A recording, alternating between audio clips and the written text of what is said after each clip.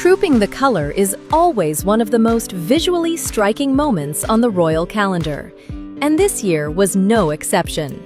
King Charles leaned fully into tradition in his vivid ceremonial red uniform, complete with gold detailing that carried the full weight of royal tradition. Queen Camilla complimented him in a structured red silk crepe coat dress by Fiona Clare, a polished look that subtly echoed the Grenadier Guards through its strong, military-inspired tailoring. One detail that caught attention was the separation of Prince William and Catherine during the procession. William did not travel with Kate, as his role as Colonel of the Welsh Guards requires him to ride on horseback as part of the official parade. In full uniform and a bearskin hat, he rode alongside Princess Anne and Prince Edward, directly behind the king's carriage, staying firmly in line with royal military tradition. So don't worry, there's no drama here, just protocol. Now, the clear style highlight of the day was Catherine. Her blue outfit felt elegant, calm, and polished, while the Irish Guard's brooch added a meaningful royal detail. As for the children, Prince Louis brought his usual charm, while Prince George and Princess Charlotte looked sweet and perfectly coordinated in navy and cream. Trooping the color is built on precision: soldiers marching, horses behaving, royals waving, and everyone pretending nothing can go wrong. But sometimes things do go wrong. Let's start with the scariest one. In 1981, Queen Elizabeth was riding down the mall on her horse Burmese when 17-year-old Marcus Sargent fired 6 blank shots near her during the parade. The horse was startled, the crowd panicked, and for a few seconds, the whole ceremony looked like it could collapse. A guardsman grappled with a man, helped by onlookers, as police rushed in from all directions to make an arrest. But the Queen stayed calm. She controlled Burmese, kept riding, and continued the parade. It became one of those moments people still bring up when talking about her composure, because most people would have stopped immediately. Elizabeth just carried on. Before she became Queen Elizabeth II, she took part in trooping the color for her father, King George VI. She appeared on horseback as Colonel of the Grenadier Guards, wearing a specially designed uniform with World War II medals. It was a striking image, the future queen already stepping into the military tradition that would define so much of her reign. The king drove in his carriage to the Horse Guards parade for the historic ritual in honor of his birthday. Princess Elizabeth rode close behind him. And decades later, trooping the color gave another future king one of his earliest public moments, before he was even born. In 1982, Princess Diana appeared on the Buckingham Palace balcony just 9 days before giving birth to Prince William. She wore a green maternity dress with a matching hat, standing beside Queen Elizabeth, Prince Philip, and Prince Charles. At the time, it was a formal royal appearance. Looking back now, it feels like the last calm moment before William arrived and changed the family line forever. And if Diana's 1982 moment was sweet, her 1988 balcony moment with Prince Harry was pure personality. At least the crowds were rewarded with the royal family appearing on the balcony. Harry was still a little boy when he appeared beside Diana in matching green. But instead of giving the perfect royal wave, he stuck out his tongue. Diana's reaction made the photo even better, part surprised, part amused, and very much a mom trying to survive a public event with a cheeky child. Years later, the balcony gave fans another tiny royal drama, this time with Queen Elizabeth and Prince William. In 2016, during the Queen's official 90th birthday celebrations, William bent down to talk to Prince George. The Queen noticed immediately and gestured for him to stand back up. And William did exactly what anyone would do if their grandmother happened to be the Queen. He obeyed. Then came George's own balcony era. In 2017, Prince George looked completely unimpressed while watching the flypast. Everyone else was taking in the big royal moment, and George looked like he would rather be anywhere else, or maybe just taking a nap. It was one of those pictures that made him look less like a future king and more like a very tired little kid. But George was not the only child stealing attention. In 2018, his cousin Savannah Phillips became the boldest person on the balcony when she shushed him and even covered his mouth with her hand. George laughed, Savannah tried to keep him quiet, and William and Kate looked less than thrilled. It was the kind of cousin moment every family understands, except this one happened in front of the entire world. That same year, Kate had a softer moment with Princess Charlotte. Charlotte stumbled, got upset, and Kate immediately picked her up to comfort her. A few seconds later, Charlotte was back to smiling and waving. It was a quick reminder that even on the most formal royal balcony, Kate was still in full mom mode. Then Prince Louis arrived and basically took over the role of balcony entertainer. And there we have the new appearance. Absolutely. Prince Louis making his debut on the balcony. That's a very lovely sight.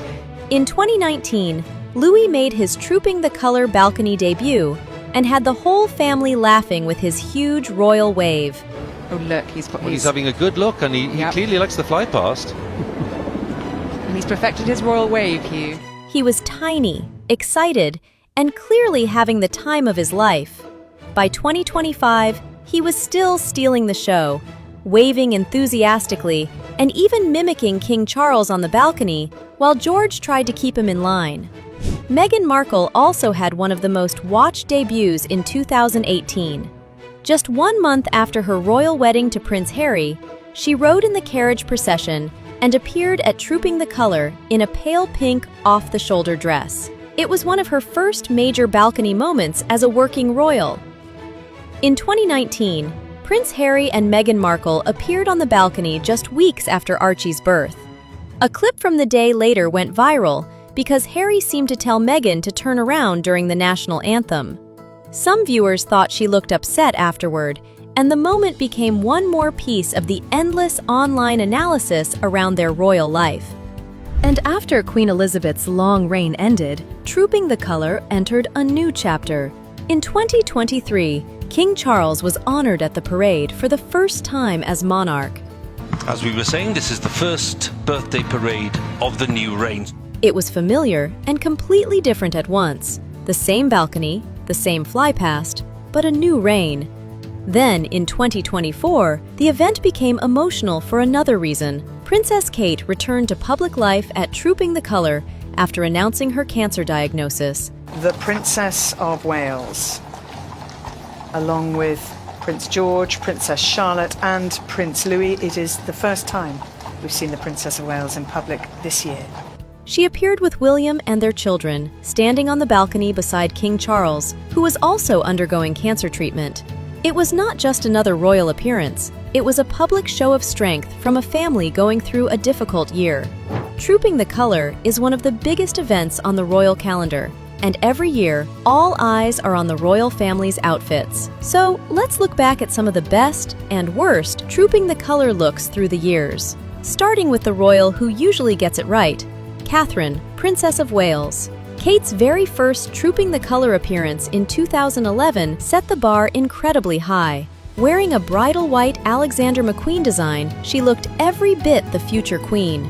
The sharp tailoring was elegant, while the sculptural skirt added just enough drama to make the outfit memorable. Almost a decade later, in 2019, she switched things up with a soft pale yellow ensemble.